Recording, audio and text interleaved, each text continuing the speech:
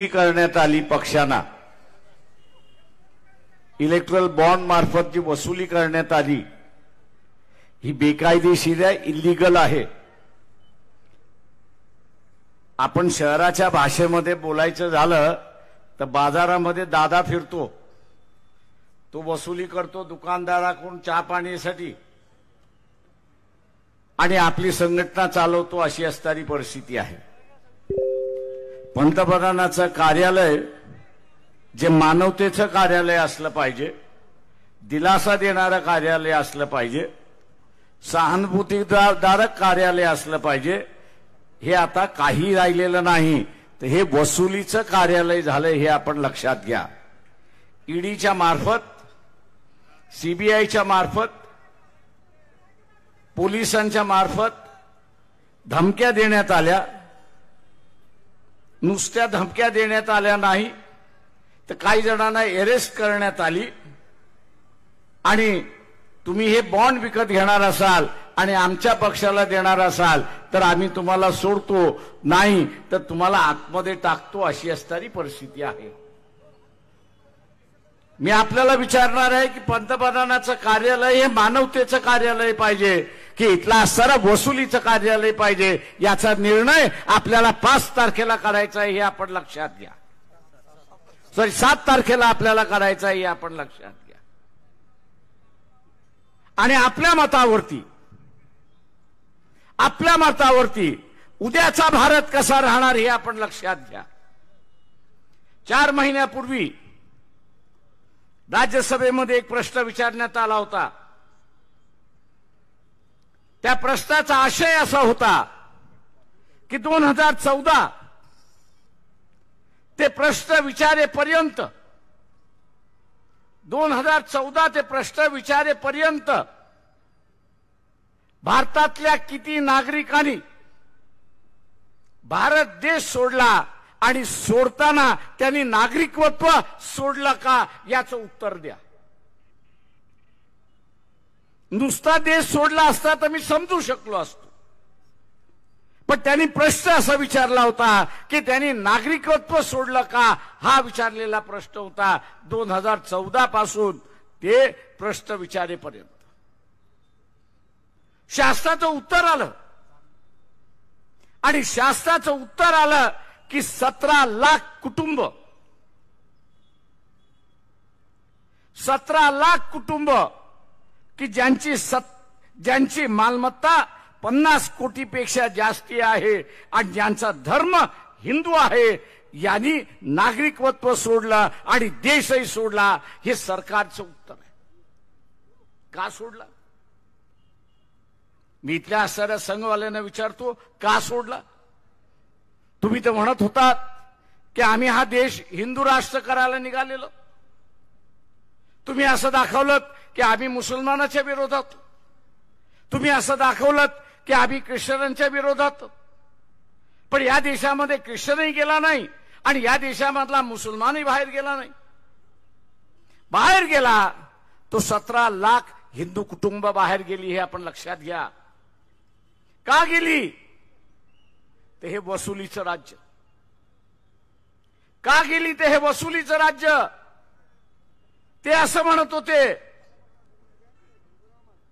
की आम्ही जर भारतामध्ये राहिलो आणि ह्यांना वसुली दिली नाही तर आमच्या बापदाद्याने कमवलेली जी इज्जत आहे, आमच्या बापदाद्याने कमवलेली जी इज्जत आहे, हा मातीमध्ये मिळवल्याशिवाय राहणार नाही आणि म्हणून आमची इज्जत राहावी, आम्ही देश सोडून चाललेलो आहोत। मी आपल्याला असं विचारतोय की मागची 10 वर्ष जे आपण भारतीय जनता पक्षाला सत्ता दिली तर या देशात माणसं बाहेर काढण्यासाठी आपण सत्ता दिलीत का? आणि मी आता भारतीय जनता पक्षाच्या कार्यकर्त्यांना आणि RSS वाल्यांना विचारतो की तुम्ही कुठल्या तोंडाने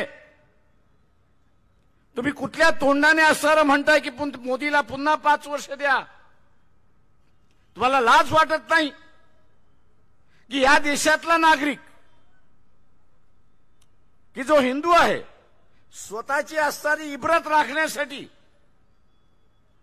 स्वतःची इज्जत राखण्यासाठी त्याला तुम्ही मजबूर केलं की त्यांनी देश सोडावा, नागरिकत्व सोडावं, आणि पुन्हा तुम्ही असं म्हणताय की 5 वर्ष आम्हाला द्या. कशासाठी द्या? माझं हे उत्तर जर खोटं असेल तर माझं आव्हान आहे इथल्या साऱ्या संघवाल्यांना, तुम्ही कधीही सांगा, कुठल्याही प्लॅटफॉर्मवरती बोला, तुम्हाला तुमचंच उत्तर राज्यसभेमध्ये दिलेलं जे आहे ते मी दाखवायला तयार आहे. ही आकडेवारी माझी नाहीये, ही सरकारची आकडेवारी आहे.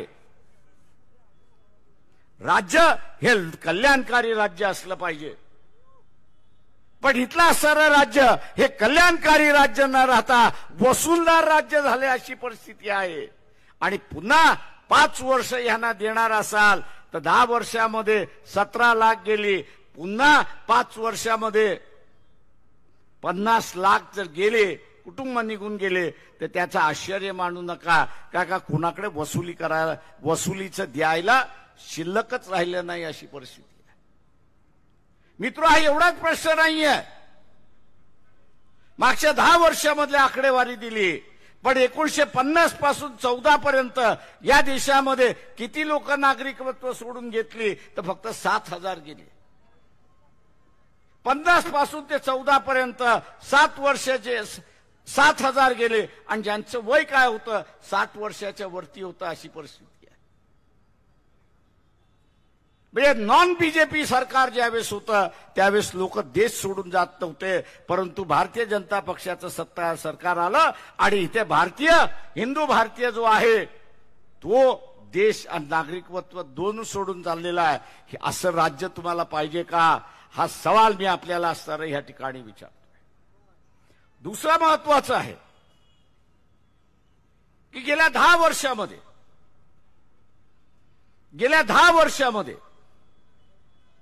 या देशावरती 2014ला 100 26 रुपये कर्ज होतं. 100 26 रुपये कर्ज होतं. आज इलेक्शन आहे, या इलेक्शनच्या दिवशी 100 84 रुपये कर्ज झालेलं, 84 रुपीज कर्ज झालेलं. 100 84 रुपीज कर्ज झालेलं आहे. वाढ किती झाली आपण हे बघा. 50 पासून 2014 पर्यंत फक्त 26 रुपयाचं कर्ज होतं, आणि 10 वर्षाच्या कालावधीमध्ये हे कर्ज 26 रुपयावरनं 84 रुपयावरती गेलेलं आहे. आणि वर्ल्ड बँकेचा रिपोर्ट असा म्हणतोय की तिथे जर ह्यांनी गफलत केली तर 86 मध्ये 2026 मध्ये हे कर्ज 96 रुपीज होईल, 96 रुपये होतील अशी परिस्थिती आहे. 4 रुपयामध्ये हा देश चालू शकतो का? सवाल आहे की 100 रुपये तिजोरीमध्ये येतात. या 100 रुपयापैकी असणारा 86 रुपये असणारा जर हप्ते भरायला त्या ठिकाणी गेलं तर 4 रुपयामध्ये देश चालणार का अशी परिस्थिती आहे. हा माझा अहवाल नाहीये, हा पार्लमेंटमध्ये ठेवलेला अहवाल आहे. एवढंच आहे की विरोधी पक्ष बोलत नाही, वंचित आघाडी हे सगळं समोर आणते अशी असणारी परिस्थिती आहे. माझं आव्हान आहे, घर चालवणं आणि देश चालवणं हा फार फरक नाहीये. घराचा बजेट हा लहान असतो, देशाचा बजेट हा फक्त फार मोठा असतो. एखाद्याचं इन्कम 20,000 असेल आणि त्यांनी 12,000 कर्ज काढलं असेल, हप्ता फेडला नाही, 16,000 झाला हप्ता, 4,000 शिल्लक राहिले. हा 4,000 घर चालू शकतो का? 4,000 आपण घर चालू शकतो का? नाही चालू शकत. मग नाही चालू शकत तर मग घर कसं चालवणार? मग तुम्ही घर कसं चालवणार? जसं घर चालणार नाही तसं देशही चालणार नाही. एक मोदीचा फंडा आहे आणि तो मोदीने फंडा आपल्या गावागावातून उचललेला आहे. तो नवीन काहीच नाही आहे. आपल्या गावामधला दारू पिणारा असतो, व्यसनाधीन झाला, नोकरी गेली की तो काय करतो? व्यसनाधीन झाला, नोकरी गेली की हा दारू पिणारा काय करतो? काय करतो? भांडी कुंडी विकतो. तो बर्बाद स्वतःला करतो, भांडी कुंडी विकतो. मोदीने जाहीर केलेलं आहे की नाही, जाहीर केलेलं आहे की नाही की मी इथल्या सारे कारखाना विकणार आहे. आज रेल्वे, जी भारतीय रेल्वे 100% सरकारी होती, आज हळूहळू मोदीने 70% विकलेली आहे, अशी परिस्थिती आहे. 70% विकलेली आहे. दुर्दैव आहे की मोदी मीडिया, गोदी मीडिया जो आहे तो या गोष्टी बाहेर काढत नाही, अशी परिस्थिती आहे.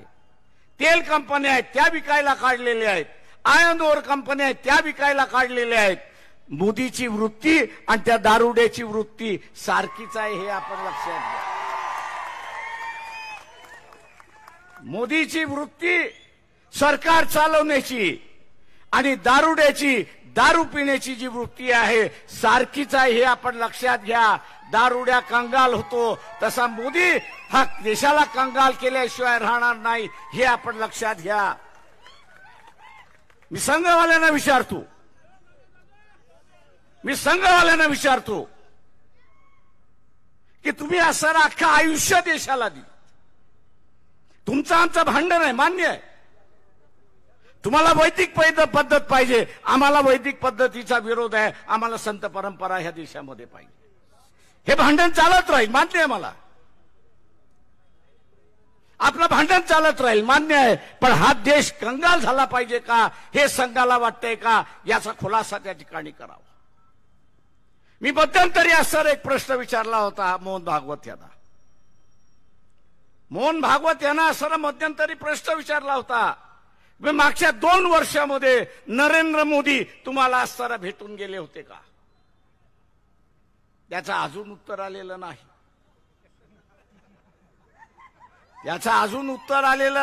याचा अर्थ भेट झालेली नाही. इथे आता भेट झालेली नाही, उत्तर नाही, याचा अर्थ भेट झालेली नाही. जे आरोप केले जातात आहेत, आणि आरोप मीच एकटा करत नाहीये, तर या देशाचे अर्थमंत्री कोण आहेत? नाव काय त्यांचं? निर्मला सीतारामन. त्यांच्या यजमानाचं नाव आपल्याला माहिती आहे का?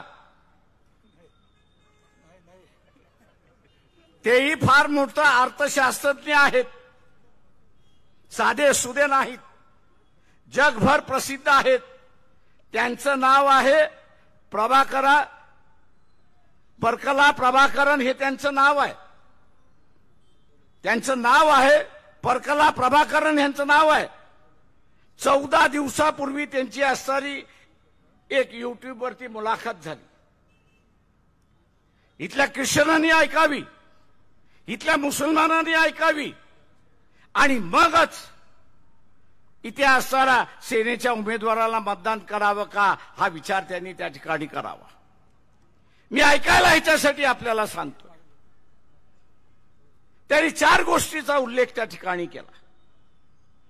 एक उल्लेख असा केला की 2024 ते 29 या कालावधीमध्ये, 2024 ते 29 या कालावधीमध्ये मोदी स्वतःला डिक्टेटर म्हणून घेतल्याशिवाय राहणार नाही, हुकुमशाह म्हणून आपल्याला घोषित केल्याशिवाय राहणार नाही. आणि म्हणून मी तो प्रश्न विचारला होता की मोहन भागवत, तुम्हाला असणारा पंतप्रधान नरेंद्र मोदी मागच्या 2 वर्षामध्ये एक दिवस तरी भेटलेत का, याचा खुलासा तुम्ही असणारा करा. तो दुसरा असं म्हणतोय, हुकुमशाह व्हायचा असेल तर ही घटना मोडीत काढावी लागेल. तिसरा असं म्हणतोय की हुकुमशाह व्हायचं असेल तर ग्रामपंचायतीपासून लोकसभेपर्यंतच्या निवडणुका या संपल्या पाहिजेत. आणि स्वतःची सत्ता टिकवायची असेल, हुकुमशाह झाल्यानंतर स्वतःची सत्ता टिकवायची असेल तर देशामध्ये अराजकता माजली पाहिजे. आणि ती अराजकता माजवायची असेल ते त्यांनी उल्लेख केला की मुख्यमंत्री असताना गोधरा घडलं, मुख्यमंत्री असताना गोध्रा घडलं आणि प्राईम मिनिस्टर असताना मणिपूर घडलं. मुख्यमंत्री असताना गोध्रा घडलं आणि प्राईम मिनिस्टर असताना मणिपूर घडलं. हीच परिस्थिती तो म्हणाला, हीच परिस्थिती ते म्हणाले की येणाऱ्या 5 वर्षामध्ये भारताच्या गल्ली गल्लीमध्ये झाल्याशिवाय राहणार नाही, हे लक्षात घ्या. सत्तेतला माणूस आपल्याला आगाह करतोय, त्याला काही गरज नव्हती. आज अर्थमंत्री म्हटला म्हणजे देशाच्या सगळ्या नाड्या त्याच्या हातामध्ये आहेत, सगळ्या नाड्या हातामध्ये आहेत. आणि सगळ्या नाड्या हातामध्ये असताना इलेक्शनच्या तोंडावरती हा माणूस आपल्याला असा आगाह करतोय की उद्या भारतीय जनता पक्षाला सत्तेवरती येऊ देऊ नका, आले तर इथं मोडल्याशिवाय राहणार नाही, हे लक्षात घ्या. त्यांनी 5वा एक मुद्दा त्या ठिकाणी मांडला आणि तो म्हणजे की भारताचा नकाशा आज लहान पोराला सुद्धा पाठ आहे. तो म्हणा, तो लहान पोराला सुद्धा पाठ आहे. 5 वर्षाच्या कालावधीमध्ये हा भारताचा नकाशा असा बदललेला असेल की तोच म्हणेल की हाच भारताचा नकाशा होता का. त्याची सुरुवात झाली.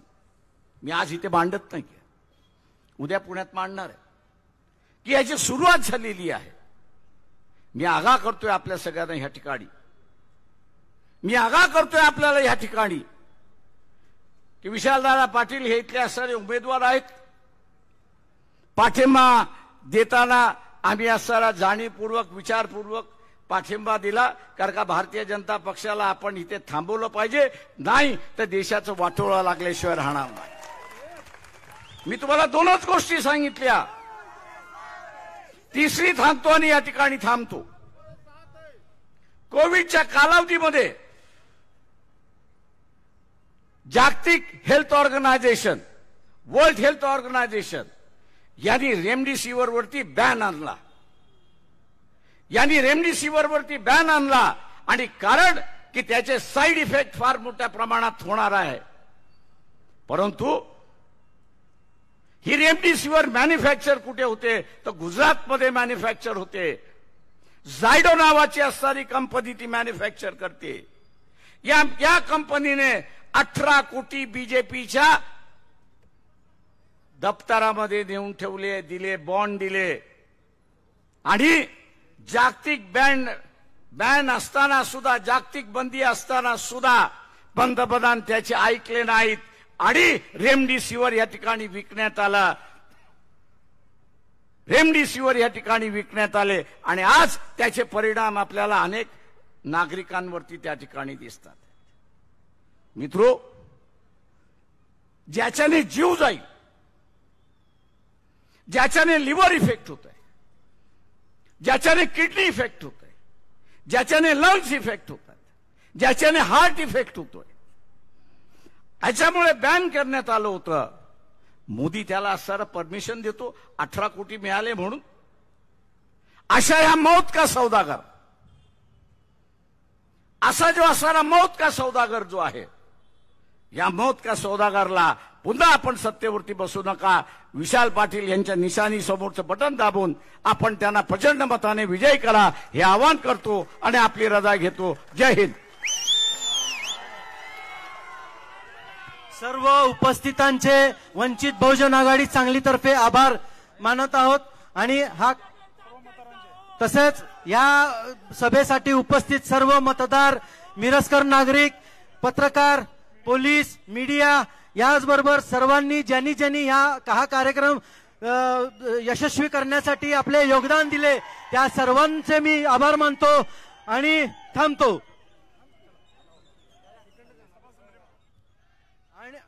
आणि ही सभा संपली असे जाहीर करतो.